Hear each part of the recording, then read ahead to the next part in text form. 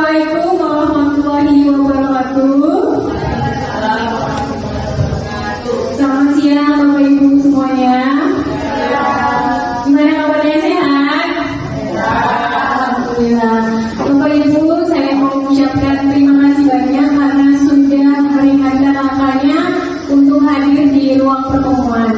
Nah, Bapak Ibu, pada kesempatan hari ini saya akan melakukan yang namanya aksi nyata dalam program Guru Penggerak, di mana saya diminta untuk menyampaikan tentang penyebaran dan pemahaman penerapan budaya positif.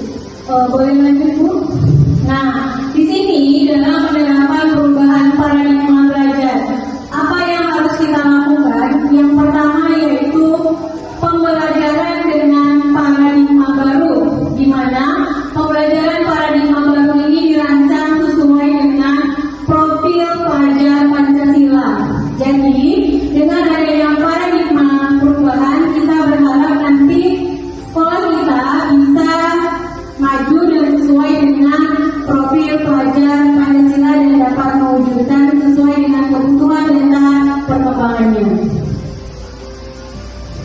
Lanjut. Nah, Bapak Ibu, saya akan membahas 7 hal yang di sini. Yang pertama yaitu tentang disiplin positif, yang kedua nilai-nilai kebajikan universal, yang ketiga motivasi perilaku manusia, yang keempat keyakinan kelas, dan yang kelima adalah kebutuhan dasar manusia, yang keenam adalah posisi kontrol, dan yang ketujuh adalah segitiga restitusi. Bapak Ibu bisa lihat di situ ada gambar atau skema di mana ada orang yang di belakang punggungnya dengan kunci dan ada yang memegang kunci. Jadi yang memegang kunci itu adalah ibarat kita sebagai guru. Nah, yang ada kunci adalah peserta didiknya. Bapak Ibu, sebelum kita melakukan disiplin positif, kita harus tanyakan dulu apa itu disiplin positif yang ada pada diri kita. Bagaimana kita berperilaku, mengapa kita melakukan segala sesuatu, apakah kita melakukan sesuatu karena adanya dorongan dari lingkungan atau dorongan yang lain. Karena terkadang kita melakukan sesuatu karena kita menghindari rasa sakit atau ketidaknyamanan. Oke, silakan masuk Pak Azmi. Terima kasih. Oke, lanjut.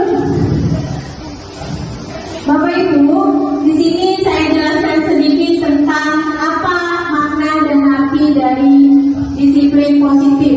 Yang pertama, kata disiplin diartikan sebagai sesuatu yang dilakukan seseorang kepada orang lain untuk mendapatkan kepatuhan.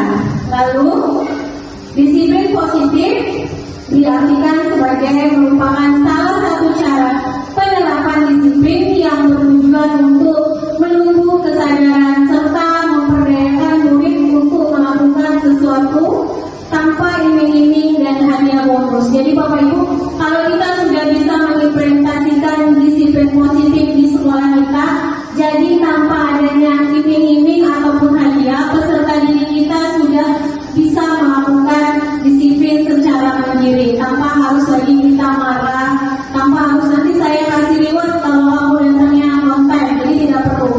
Jika kita sudah bisa menanamkan rasa disiplin positif di lingkungan sekolah.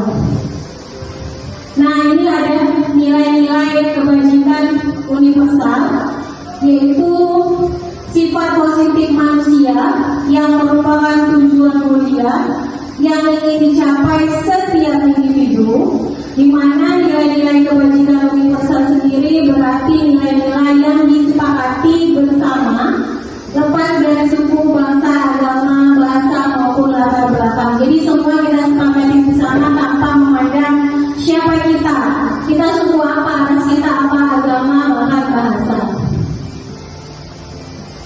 Selanjutnya juga ada yang namanya motivasi perilaku manusia. Jadi Bapak Ibu, sebagai manusia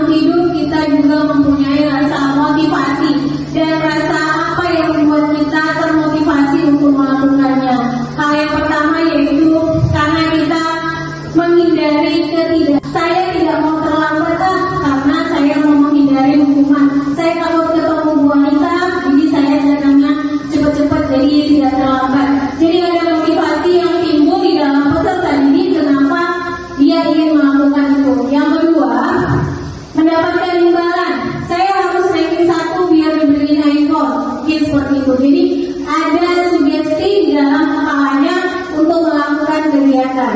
Yang ketiga, yaitu motivasi untuk menjadi orang yang mereka inginkan dan menghargai diri sendiri dengan nilai-nilai yang mereka percaya.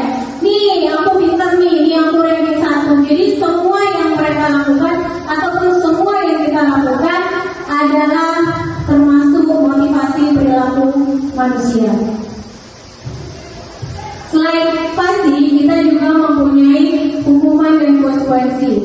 Bapak Ibu, hukuman itu berpihak searah. Saya saja siswa terlambat, kita langsung hukum. Kamu terlambat jadi harus push up.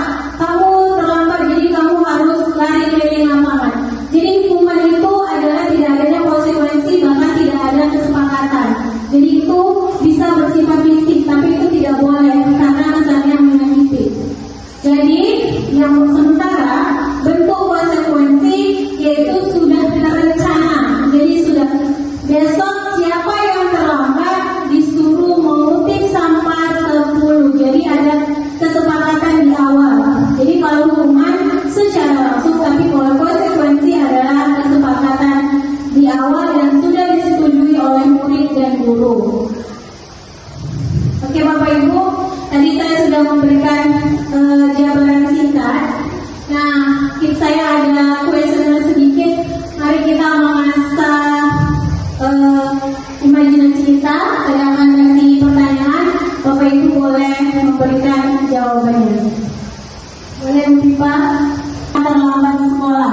Jadi kata-kata yang ada di layar menurut Bapak Ibu itu konsekuensi atau hukuman. Saya kasih ke Bu Beka dulu yang biasanya menangani kasus. Silakan Bu. Itu menurut Ibu kira-kira konsekuensi atau hukuman ya Bu? Kalau menurut saya tidak akan itu kita mencatat, maksudnya mencatat itu berarti ini hukuman. Karena disuruh mencatat, karena di awal sudah ada belum pembahasannya. Ini belum dijelaskan bukan? Iya, karena mencatat 100 kali itu merupakan hukuman. Saya satu lagi ke sebelah sayap kanan. Misalnya mungkin mencatat 100 kali. Hukuman atau konsekuensi ini? Baik, kalau menurut saya sama dengan Ibu Anissa. Kalau mencatat 100 kali dalam kalimat seperti itu namanya hukuman. Iya. Kita cek bersama-sama ya. Boleh beri Pak 1, 2, 3. Oke, jawabannya adalah konsekuensi. Iya, karena saya tidak akan terlambat lagi. Jadi saya bilang tadi hukuman yang dilakukan membuat bisa fisik dan di situ dilakukan di situ tanpa adanya konsekuensi. Jadi kalau biasanya mencatat, biasanya kita sudah tuliskan dulu di kelas. Oke, lanjut Bu Pipa. Lari memilih lapangan basket 2 kali karena terlambat hadir di sekolah. Bu Diana mungkin?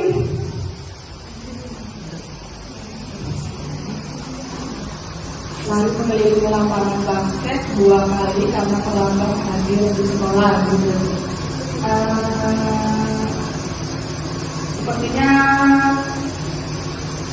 konsekuensi ya. Iya.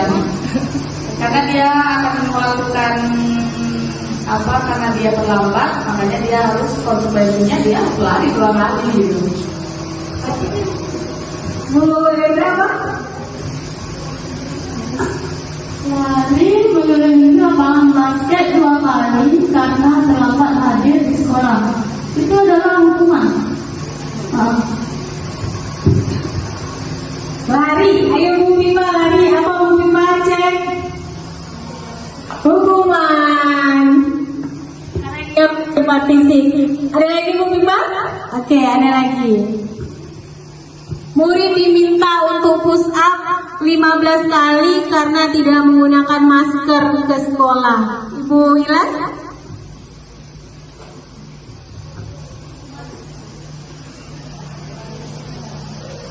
Kalau menurut saya itu hukuman. Karena murid yang diminta push up itu bersifat fisik. Bisa Nita, boleh, Ma? Menurut saya ini adalah konsekuensi ya Bu ya. Menurut saya ya Bu ya, karena dia kan kita untuk push up 15 kali karena tidak menggunakan masker ke sekolah. Ini menurut logikanya sebelum siswa disuruh memakai masker, pasti kan sebelumnya sudah ada peringatan. Makanya ini menurut saya adalah konsekuensi Bu. Boleh Bu Pipa? Hukuman. Ada lagi? Menggantikan kertas tugas teman yang telah dicoret-coret. Ayo, adakah kita sepakat ini hukuman atau konsekuensi? Konsekuensi. Ayo, boleh? Oke, ya jadi sangat berbeda tetapi hampir mirip antara hukuman dan konsekuensi. Beri aplaus untuk Bapak Ibu gurunya. Nah, masih ada lagi. Berjemur di lapangan basket siang-siang pukul 12 karena mengobrol dengan temannya di mungkin. Konsekuensi atau hukuman? Hukuman. Kita lihat. Oke, lanjut. Murid diminta bertelanjang kaki sepanjang hari karena tidak menggunakan sepatu warna hitam sesuai peraturan sekolah. Kira-kira apa Bapak Ibu? Konsekuensi. Cek hukuman. Habis Bu Pipa? Oke. Nah, Bapak Ibu, kita juga perlu antara hukuman dan konsekuensi biar tidak terjadi. Kita perlu adanya yang namanya keyakinan kelas. Jadi kenapa kita perlu peraturan keyakinan kelas? Jadi biar kelas itu kondusif, aman, jadi siswa bisa berdisiplin. Nah, ini dia Bapak Ibu, ada yang namanya konsep disiplin dengan identitas gagal. Kenapa? Karena hukuman itu dapat menyebabkan menyedihkan, tidak nyaman, murid takut, memaksa, murid menyembunyikan kesalahan, murid menjadi rendah diri. Sementara penghargaan tidak efektif digunakan karena bisa merusak hubungan, mematikan kreativitas, menghukum dengan sistem ranking bersikap jangka pendek. Jadi Bapak Ibu, selama ini kita beranggapan bahwa siapa yang menang akan kita kasih reward, siapa yang terbaik akan kita kasih hadiah. Ternyata penghargaan juga bisa berdampak positif untuk peserta didik kita, bahkan untuk diri kita sendiri, karena adanya rasa kecemburuan atau mematikan kreativitas. Dia aja pun yang menang gitu ya. Ternyata penghargaan juga bisa berdampak negatif, bukan hanya hukuman. Nah, ini contoh dari konsep disiplin dengan identitas sukses, di mana jika kita membuat konsekuensi tidak hukuman adalah dengan adanya penguatan jangka pendek, perlunya monitoring yang berkelanjutan, stimulus respon, kehilangan waktu untuk merenungi kesalahan. Nah, dengan itu kita memerlukan yang namanya restitusi, di mana restitusi dapat murid bertanggung jawab terhadap perilakunya, fokus pada pemecahan masalah, murid menghormati dirinya dan orang lain, murid bersemangat memperbaiki kesalahan, yaitu melalui teori kontrol. Bapak Ibu, mungkin keyakinan kelas ini sama dengan yang namanya peraturan kelas. Jadi biasanya kita akan melakukan atau menyusun keyakinan kelas di kelas masing-masing. Saya mau tanya dulu Bapak, lakukan atau menyusun keyakinan kelas di kelas masing-masing. Saya mau tanya dulu Bapak Ibu yang wali kelas, kira-kira sudah membuat peraturan kelasnya masing-masing? Sudah ada? Oke, Bu Diana wali kelasnya, contohnya peraturan kelas yang Bu Diana berikan di kelasnya seperti apa, Bu? Kemarin anak-anak mengusulkan, ini kan saya buatnya dia usul dari dia, kita sepakati bersama ya. Jadi seperti dia tidak keluar kelas saat pergantian jam. Semuanya secara bersama-sama, terus menggunakan HP sesuai dengan kebutuhan belajar. Ya, jadi ternyata Bapak Ibu wali kelas sudah membuat terlebih dahulu yang namanya peraturan. Tetapi di sini kita lebih perhalus lagi, Bu, dengan nama yaitu keyakinan kelas. Kenapa? Karena keyakinan kelas ini dengan menggunakan kalimat yang jauh lebih positif. Biasanya kalau peraturan ataupun kesepakatan kita selalu menggunakan kata jangan ataupun tidak. Tidak boleh membuang sampah, jangan duduk di sini. Tetapi kalau keyakinan kelas dia lebih menggunakan bahasa yang positif. Tidak boleh terlambat. Nah, tidak boleh seperti itu. Tapi kalau keyakinan kelas kita lebih positif. Menghargailah waktu. Jadi bahasanya seperti itu. Jadi kesannya lebih halus. Nah, langkah yang harus kita lakukan yang pertama, berdiskusi, memunculkan peraturan yang perlu ditaati warga kelas. Apa yang sudah Ibu lakukan di kelas itu sudah termasuk dari langkah-langkah menyusun keyakinan kelas. Yang kedua, tadi mengubah peraturan menjadi kalimat positif. Yang ketiga, mengaitkan peraturan menjadi nilai-nilai kebajikan. Yang keempat, berdiskusi mengenai gambaran perilaku yang mencerminkan keyakinan kelas. Yang lima, berdiskusi mengenai peran seluruh warga kelas. Dan yang keenam, meninjau keyakinan kelas dari waktu ke waktu. Jadi Bapak Ibu, keyakinan kelas itu dibuat lalu kita tempelkan di ruangan kelas. Jadi biar bisa dibaca setiap hari, setiap waktu oleh peserta didiknya. Jadi Bapak Ibu wali kelas yang sudah mulai membuat peraturan kelas mungkin bisa mengubahnya ke kalimat yang positif dan diganti menjadi keyakinan kelas, tidak peraturan kelas ataupun kesepakatan kelas. Jadi bahasanya lebih diperhalus lagi. Nah, untuk materi selanjutnya yaitu tentang kebutuhan dasar manusia yang terdiri dari harga diri, terus bermain, diperdulikan, memilih, dan makanan. Kita kuis lagi ya Bapak Ibu karena sudah siang. Bimo, seorang anak TKB, selalu berlari ke keluar kelas menuju jalan raya di depan sekolahnya yang ramai dengan kendaraan. Tingkat membuat guru, Bu Ani, bingung dan seringkali lari menjawab jika respon Bimo seperti berikut. Aku senang sekali main kejar-kejaran dengan ibu guru. Seru.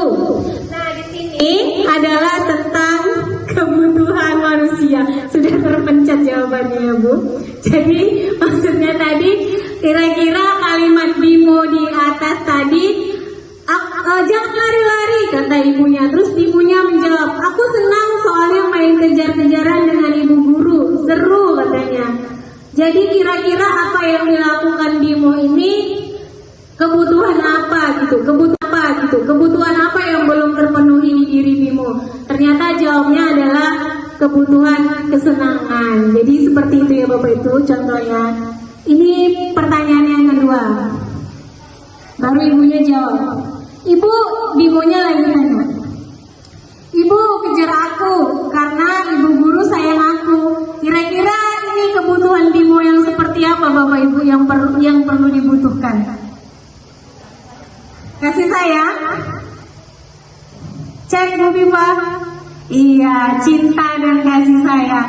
Ternyata siswa kita juga punya kebutuhan ingin kesenangan, ingin dicintai, dan ingin disayangi. Lanjut. Ini Bimonya nanya lagi. Aku hebat kan Bu, bisa bikin Bu Guru kejar-kejar aku katanya. Kira-kira apa Bu kebutuhan Bimonya yang perlu kita butuhin? Pujian? Pengakuan atau pujian? Boleh Bu Bimo? Penguasaan. Jadi dia ngerasa aku udah bisa. Lanjut. Aku bosen nih belajar mewarnain terus di sana. Apa kira-kira Bapak Ibu? Bosan? Jenuh, dia jenuh, bosan. Kira-kira kebutuhan mana yang tidak terpenuhi dalam dirinya? Bosan main handphone terus gitu. Bosan di kelas belajar mulu. Bosan dengerin ibu ceramah mulu gitu ya. Contohnya seperti itu. Sosial kemudian kebutuhan sosial. Ada lagi? Bu Anissa ini biasanya guru BK lebih paham dia dengan kebutuhan peserta didiknya.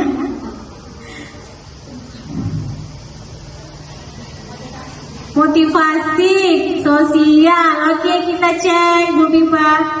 Kebebasan. Jadi dia bebas.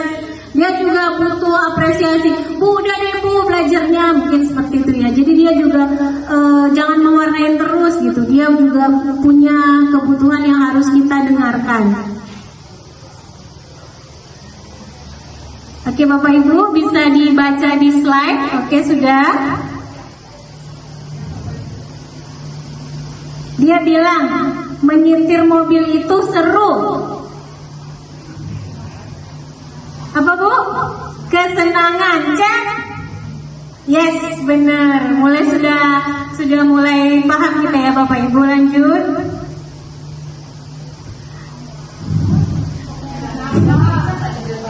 Oke, katanya gini, biar bisa jalan-jalan naik mobil sama teman-temanku. Kebebasan, cek. Cinta dan kasih sayang. Dia mau ngajak teman-temannya Bu, jadi kan dia sayang sama teman-temannya. Oke, lanjut. Aku merasa bangga dan keren. Iya, penguasaan. Aku senang pergi ke tempat-tempat yang aku suka. Kebebasan. Oke, makasih Bapak Ibu, beri aplaus sekali lagi. Nah, sekarang kita masuk ke yang namanya ada posisi kontrol. Jadi posisi kontrol itu dimana kita sebagai peserta didik mau kita bawa kemana dan kita mau jadi di posisi mana. Yang pertama yaitu apakah kita sebagai peserta didik, guru maksudnya, berada di posisi penghukum, pembuat merasa bersalah, atau teman, pemantau, dan manajemen. Bapak Ibu, jadi ada 5 posisi kontrol yang harus kita jalani dan kita mau di mana. Jadi Bapak Ibu, saya mau sharing sedikit. Kira-kira Bapak Ibu kalau peserta didiknya lagi ada masalah atau sebagai wali kelas, dianya membuat gaduh atau membuat rusuh di kelas, posisi mana yang Bapak Ibu ambil? Penghukum, pembuat rasa bersalah, sebagai teman, pemantau, atau manajer? Mungkin Bu Anita, wali kelas 12 ini yang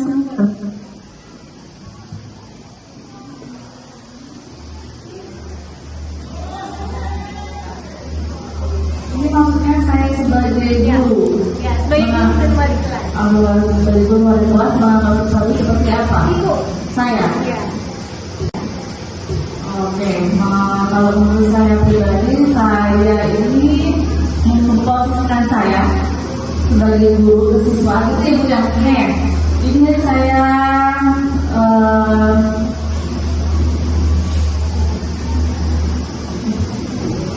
saya merasa saya ini menjadi teman untuk murid saya.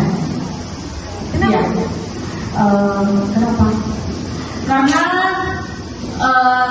biasanya ini siswanya kalau seandainya kita sebagai teman mungkin mereka lebih apa ya Bu ya, lebih mudah. Kita pun lebih mudah untuk mengajarkan kepada siswa karena kita tidak terlalu fokus untuk sebagai guru ini serem banget gitu kan, serem, emosian gitu. Jadi saya menganggap saya sebagai teman karena biar ada buku belajarnya Bu. Begitu Bu. Terima kasih. Jadi Bapak Ibu, ada yang merasa kalau kita harus sebagai teman, ada yang guru harus menjadi posisi kontrol penghukum, ada yang harus membuat rasa bersalah. Tapi yang paling pas kita adalah sebagai pendidik, kita harus sebagai manajer, Bu. Jadi posisi kontrol yang paling tepat yang harus kita lakukan untuk peserta didik kita adalah posisi manajer. Yang pertama ini contoh ya Bu, bentuknya adalah hormat bendera selama 1 jam itu adalah bentuk dari penghukuman. Baru berapa kali Bapak harus memberitahu kamu, itu adalah rasa bersalah. Seperti kan sudah saya bilang jangan terlambat, kenapa terlambat terus? Itu adalah contoh pembuat rasa bersalah. Nah tadi seperti Mem Anita bilang adalah posisi teman. Kamu berbicara dengan, kita berbicara dengan sesama teman, gimana kita melakukan bicara dengan teman. Ayo dong ikutin aturan sekolah gitu ya, dengan bahasa seperti anak-anak juga, tidak ada guru dan murid. Yang ketiga yaitu posisi pemantau. Kamu sudah melanggar tata tertib dan kamu sudah tahu konsekuensinya. Setelah upacara kamu beli atribut di koperasi dan jangan diulangi lagi. Kita marahi, kita kasih tahu dan kita langsung memberikan solusi. Setelah ini beli, jangan lagi terlambat seperti itu. Nah, yang terakhir tadi adalah posisi manajer. Belum Pipa? Ini posisi manajer sudah merangkum di sini Bu. Kita tahu kesalahan anak dan kita memberikan solusi untuk anak. Terus deh. Yang terakhir Bu, ini adalah materinya tentang segitiga restitusi, di mana segitiga restitusi ini adalah proses menciptakan kondisi bagi murid untuk memperbaiki kesalahan mereka. Yang terakhir Bu, ini adalah materinya tentang segitiga restitusi, di mana segitiga restitusi ini adalah proses menciptakan kondisi bagi murid untuk memperbaiki kesalahan mereka sehingga mereka bisa mencapai keadaan kelompoknya dengan karakter, di mana segitiga restitusi itu terdiri dari yang pertama, menstabilkan identitas, validasi tindakan yang salah, dan menanyakan keyakinan. Nah, penerapannya menstabilkan identitas dimaksud adalah berbuat salah itu tidak apa-apa karena setiap manusia itu tidak sempurna. Jadi kita tanyakan dulu. Misalnya anak bersalah, kita tanyakan dulu. Kenapa tadi? Iya Bu, dia seperti ini, saya jengkel, jadi saya buat seperti ini. Kita tidak akan menyalahkan peserta didik karena pada dasarnya tidak ada manusia yang sempurna. Jadi kita juga sebagai guru pernah melakukan kesalahan. Yang kedua yaitu validasi tindakan. Kita tanyakan dulu alasan kepada peserta didik. Kenapa kamu melakukan itu? Kenapa kamu memukul misalnya? Kenapa kamu mengejek? Jadi ada validasi tindakan yang salah harus kita tanyakan. Nah, nanti peserta didik akan menjawab dan mempertahankan, memberikan alasan kenapa dia melakukan itu. Jadi kita tangkap, kita sharing semua permasalahan anak tadi. Yang ketiga adalah menanyakan keyakinan. Kira-kira kamu melakukan itu baik tidak? Atau ada buruknya tidak? Kan itu tidak boleh seperti itu. Jadi tidak ada penghukuman dan marah kepada peserta didik. Jadi kita harus melakukan setiap masalah dengan memecahkan solusinya dengan melalui segitiga restitusi. Nah Bapak Ibu, sekian dan saya kasih contoh satu video tentang segitiga restitusi yang sudah dilakukan. Sebentar ya Bapak Ibu.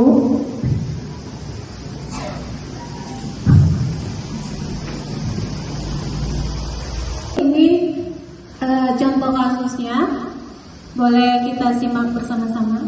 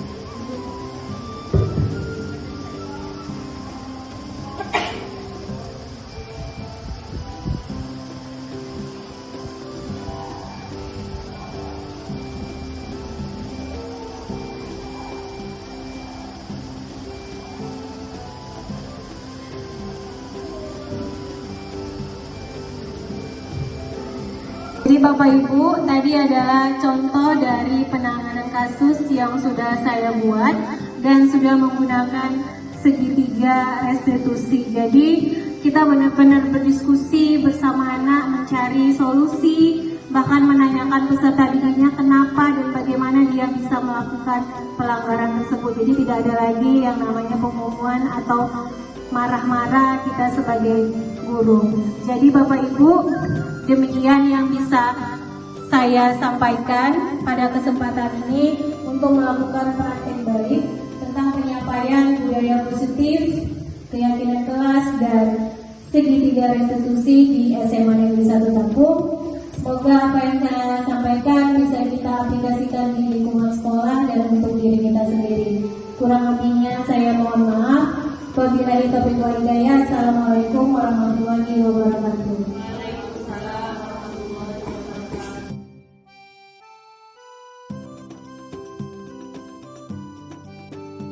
Assalamualaikum warahmatullahi wabarakatuh.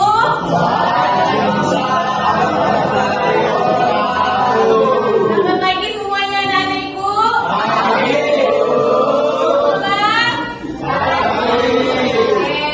Nah, sesuai perjanjian kita di minggu kemarin, hari ini kita akan membuat yang namanya keyakinan kelas. Ayo, sebelum kita buat keyakinan kelas, ada yang tahu nggak apa sih pengertian dari keyakinan kira-kira? Ayo. Percaya diri. Percaya diri terus apa lagi? Yakin berhal. Apa? Mas? Yakin Bu. Yakin ya. Jadi keyakinan kelas itu percaya diri. Terus kita yakin. Namanya juga udah keyakinan. Nah, keyakinan kelas itu sama dengan kesepakatan kelas ataupun peraturan kelas. Kalau sudah mendengar kata peraturan berarti harus harus dilaksanakan, harus ditaati. Nah, agar kelas kita menjadi kondusif dan menjadi kelas yang bagus, berjalan proses pembelajaran yang baik, maka kita akan membuat yang namanya kesepakatan kelas. Tetapi kali ini kesepakatan kelas kita ubah menjadi keyakinan kelas.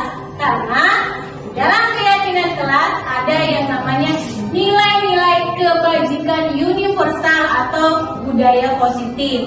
Bagaimana cara membuat keyakinan kelas? Biasanya kesepakatan atau peraturan selalu menggunakan kata larangan. Tidak boleh membuang sampah.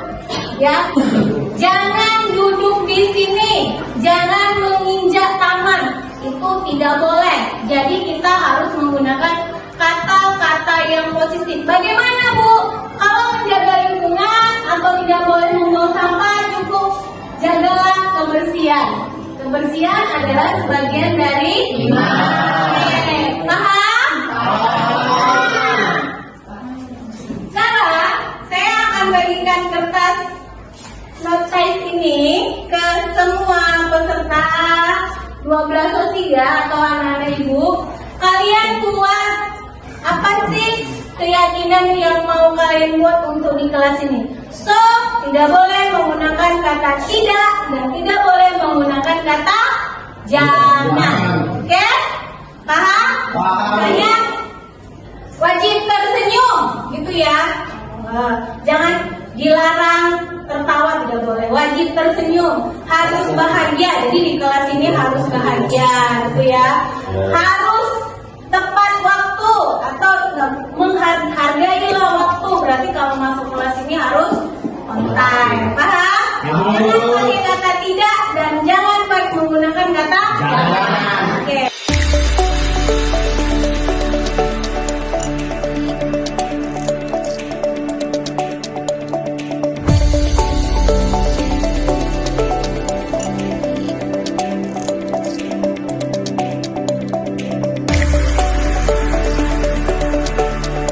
Jika sudah selesai, belum, maaf, sorry.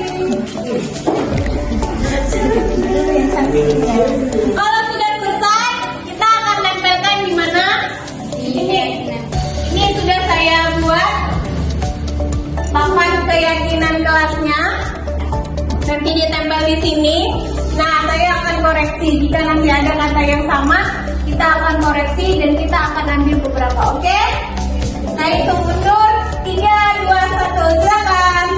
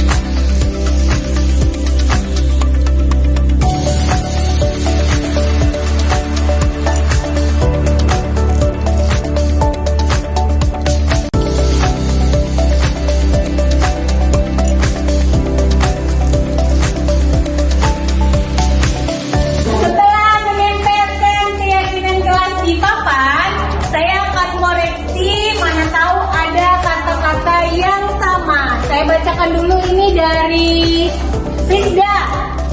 Harus bertanggung jawab atas kewajiban ya, jadi harus jujur dan mandiri. Terus dari Joshua, tepat waktu, on time. Terus dari siapa ini? Isku nih harus 5S, senyum, salam, dan sapa. Oke, nanti saya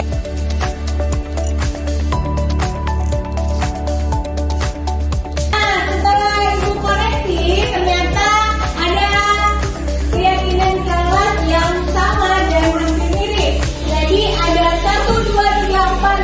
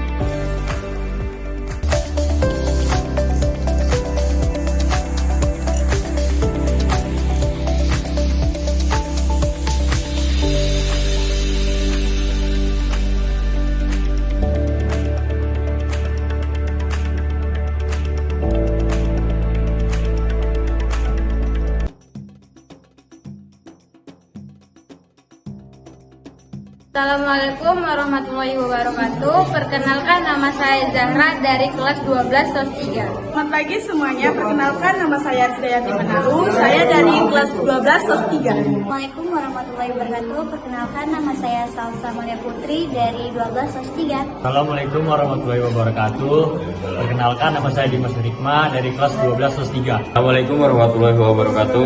Perkenalkan, nama saya Gila Rizky dari kelas 12 SOS 3.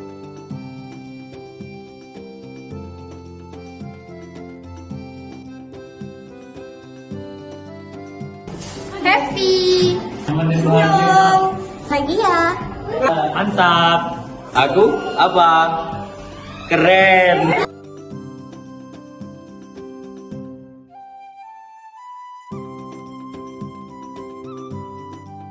Penting banget. Sesuai. Menarik. Harus dong. Wajib dong.